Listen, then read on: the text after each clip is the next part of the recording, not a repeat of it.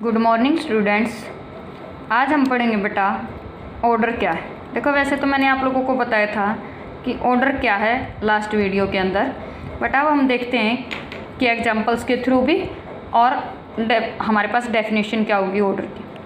तो ऑर्डर की डेफिनेशन क्या है बेटा? Sum of the power of the molar concentration of the reactant in rate equation. तो रेट इक्वेशन के अंदर जो हमारे पास मोलर कंसंट्रेशन यानी कि जो रिएक्टेंट की थी बेटा, उनकी जो पावर थी, उन पावर्स का अगर हम क्या कर दें, सम कर दें, तो वो हमारे पास क्या कहलाएगा? ऑर्डर कहलाएगा।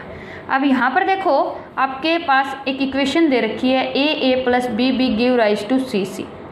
अब हमने कहा था according to the rate law it may or may not be depend upon the A और B, means its stoichiometric coefficient. ठीक है, it may or may not be, it means हमने क्या ले लिया? Product of the molar concentration of the reactant and each rise to its power as the stoichiometric coefficient it may or may not B. क्योंकि मैं बार बार बता रही हूँ बेटा कि ये जो x और y हैं ये किसके लेने हैं आपको? स्लोवेस्ट स्टेप के, मीन्स रेट डिटरमिनिंग स्टेप के। तो यहाँ पर हमारे पास a का ऑर्डर क्या होएगा बेटा? x, b का ऑर्डर क्या होएगा? y, और कंप्लीट रिएक्शन का ऑर्डर बोले तो हमारे पास क्या हो जाएगा? x plus y। अब कुछ एग्जाम्पल हैं हमारे पास, जीरो ऑर्डर है, फर्स्ट ऑर्डर है, सेकंड ऑर्डर है। ठीक है, जीरो ऑर्डर के एग्जाम्पल। जीरो ऑर्डर मीन्स बेटा कि it become the independent of the concentration of the reactant, means कि हमारे पास रिएक्टेंट को हम चाहे कितना भी चेंज कर लें तो वहाँ पर हमारे पास कोई फ़र्क नहीं पड़ेगा रेट के ऊपर। तो यहाँ पर अगर हमारे पास क्या है? H2 और Cl2, तो रेट क्या कहता है कि rate is equal to K into H2 की पावर 0 Cl2 की power 0। It means it is the independent of the hydrogen and chlorine concentration. तो अगर इसके ऊपर डिपेंड नहीं करता तो फिर हम चाहे कितना भी चेंज करते रहें, ऑर्डर हमेशा क्या रहेगा? 0। नेक्स्ट केस कहता है कि फर्स्ट ऑर्डर रिएक्शन।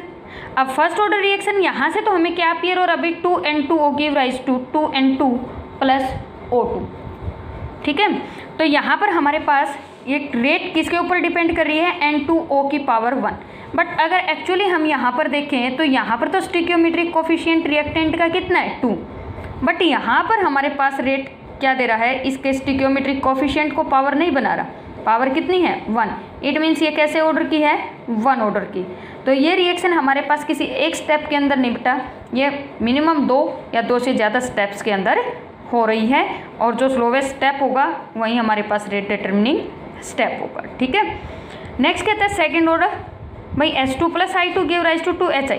तो यहाँ पर कहता है रेट किसके ऊपर डिपेंड कर रही है? K इंटू H2 की पावर 1 I2 की पावर 1। इट मीन्स इन दोनों का सम कर दें पावर का तो हमारे पास क्या निकल के आएगा? ऑर्डर 2। ठीक है, नेक्स्ट आता है हमारे पास थर्ड ऑर्डर, फिर आता है फोर्थ ऑर्डर।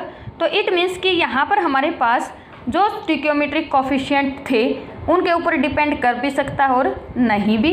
तो यहाँ पर हमारे पास जो ये मोलर कंसंट्रेशन दे रखी है रिएक्टेंट की, हमें वो पावर देखनी है कि पावर कितनी है, वहीं हमारे पास क्या हो जाएगा? ऑर्डर हो जाएगा। अब यहाँ पर क्या है? 3/2 है, यहाँ पर क्या है? 1 प्लस 1/2 है, तो ये भी क्या बन जाएगा? 3/2 ऑर्डर का।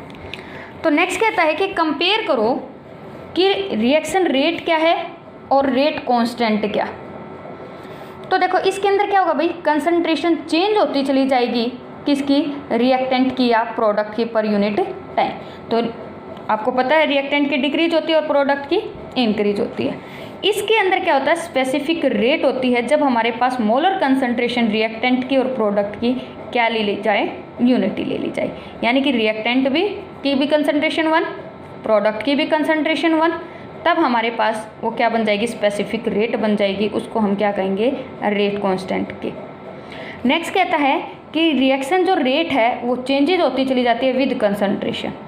क्योंकि हमें फैक्टर भी पढ़ा था हमने कि फैक्टर में क्या था कि हमारे पास कंसंट्रेशन जितनी ज़्यादा होगी उतनी ही रेट ज़्यादा होगी, रिएक्टेंट की कंसंट्रेशन।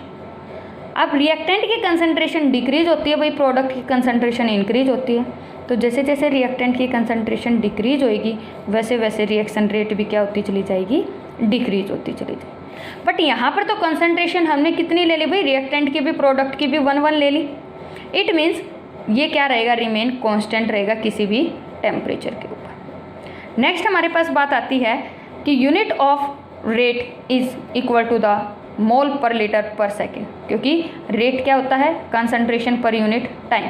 कंसंट्रेशन की क्या है, मोल पर लीटर, और टाइम की क्या है, सेकेंड इनवर्स। इसमें कहता है यूनिट ऑफ के किसके ऊपर डिपेंड करेगी, ऑर्डर ऑफ रिएक्शन के ऊपर। 0 ऑर्डर का है, 1 ऑर्डर का है, 2 ऑर्डर का है, 3 ऑर्डर का है, और वो किसके इक्वल होती है भाई, कंसंट्रेशन। यहाँ पर देखो unit of the rate constant के किसके ऊपर, अभी अभी कहा हमने किसके ऊपर डिपेंड करेगी, ऑर्डर ऑफ द रिएक्शन के ऊपर।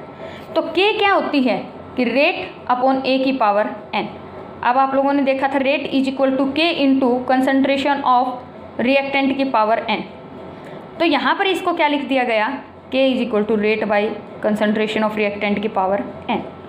अब रेट क्या होती है, मोल पर लीटर पर सेकेंड, जबकि हमारे पास कंसंट्रेशन ऑफ ए क्या होती है, मोल पर लीटर। अब एन है, एन मीन्स कि ये 0 ऑर्डर है, फर्स्ट ऑर्डर है, सेकेंड ऑर्डर। अगर ये 0 होगा तो ये तो क्या हो जाएगा बेटा, किसी की भी पावर 0 1, तो यहाँ पर मोल पर लीटर पर सेकेंड। लेकिन अगर यहाँ पर ऑर्डर क्या आ गया 1, तो यहाँ पर 1 पुट करो, 1 पुट करोगे तो मोल पर लीटर हो गया, मोल पर लीटर से मोल पर लीटर कैंसिल आउट, तो सिर्फ क्या बच जाएगी, सेकेंड इनवर्स।